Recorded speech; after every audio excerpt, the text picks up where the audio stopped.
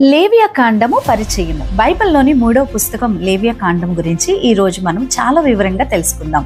ఈ పుస్తకం దేవుని పవిత్రత, బలి వ్యవస్థ, యాజకత్వము మరియు ఇజ్రాయేలులకు ఇచ్చిన నీతి నియమాల గురించి చెప్తుంది. ఇది దేవుని ప్రజలు ఆయనతో ఎలా సంబంధం కలిగి ఉండాలో నేర్పిస్తుంది. ఈ యొక్క అద్భుతమైన పుస్తకం యొక్క లోతైన అంశాలను కలిసి తెలుసుకుందాం. మొట్టమొదటిది గాడ్స్ కాల్ టు హోలీనెస్, దేవుని పవిత్రతకు పిలుపు. లేవియా కాండం ఇజ్రాయేలీలను దేవుని పవిత్రను ప్రతిబింబించేలా జీవించమని పిలుస్తుంది. నేను పరిశుద్ధుడిని కనుక మీరును పరిశుద్ధులై ఉండుండి అని చెప్తుంది. ఈ పుస్తకం దేవుని సన్నిధిలో జీవించడానికి పవిత్రత యొక్క ప్రాముఖ్యతను నొక్కి చెప్తుంది.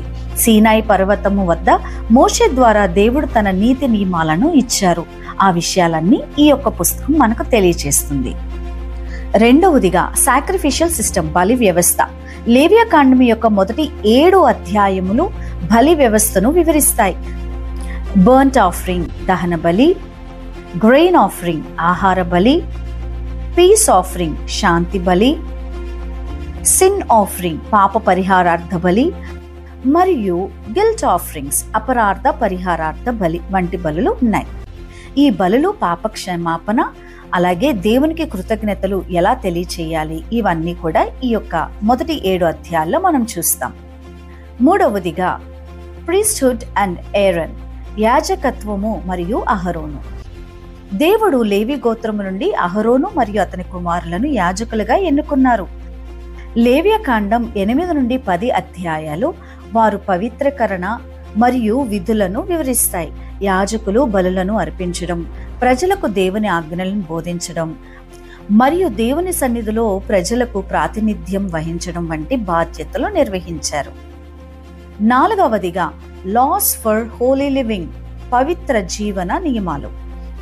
లేవియా కాండము 11 నుండి 15 అధ్యాయములు శుద్ధి నియమాలను, 18 నుండి 20 అధ్యాయాలు నైతిక జీవన నియమాలను వివరిస్తాయి. ఆహార నియమాలు, శరీర శుద్ధి మరియు సామాజిక న్యాయం గురించి నియమాలు ఇజ్రాయేలును ఇతర జాతుల నుండి వేరు చేశాయి.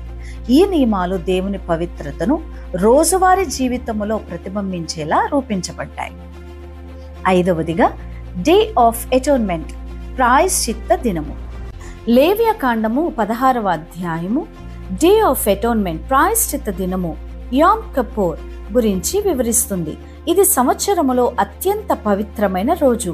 ప్రధాన యాజకుడు పవిత్ర స్థలములో ప్రవేశించి తన పాపాలకు మరియు ప్రజల పాపాలకు బలులు అర్పిస్తారు. 2 మేకలు ఎన్నుకోబడతాయి. ఒకటి దేవునికి బలిగా, మరొకటి స్కేప్ గోట్, పాప మేకగా అరణ్యంలోనికి పంపబడుతుంది.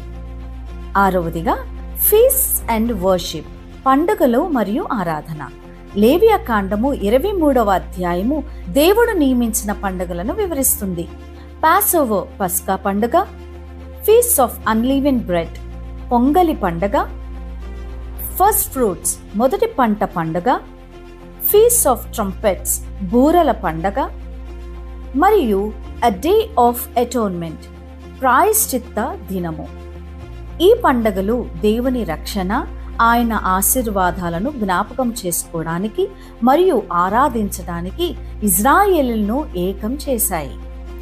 ఇక ప్రధాన ఇతివృత్తాలకు వస్తే లేవియా కాండము దేవుని పవిత్రత, పాపం యొక్క తీవ్రత, ఒడంబడిక సంబంధం మరియు విధేయత యొక్క ప్రాముఖ్యతను నొక్కి చెప్తుంది.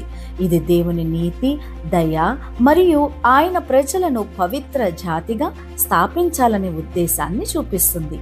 ఈ పుస్తకం బైబిల్లోని రక్షణ చరిత్రలో కీలకమైన భాగము. స్నేహితులారా, లేవియా కాండం దేవుని పవిత్రత మరియు ఆయన ఆజ్ఞల పట్ల గాఢమైన ప్రేమను వెల్లడపరుస్తుంది. ఈ పుస్తకం దేవునితో సన్నిహిత సంబంధం గురించి మనకు నేర్పిస్తుంది. మీరు దీన్ని చదివారా? మీకు ఇష్టమైన భాగం ఏది చెప్పండి. కామెంట్స్లో ఖచ్చితంగా మీ ఆలోచనలు నాకు తెలియచేయండి. మరియు ఈ యొక్క వీడియోను లైక్ చేసి షేర్ చేయండి. మరిన్ని బైబిల్ పుస్తకాల పరిచయాల కోసం నా ఛానల్ని సబ్స్క్రైబ్ చేయండి. Jesus loves you.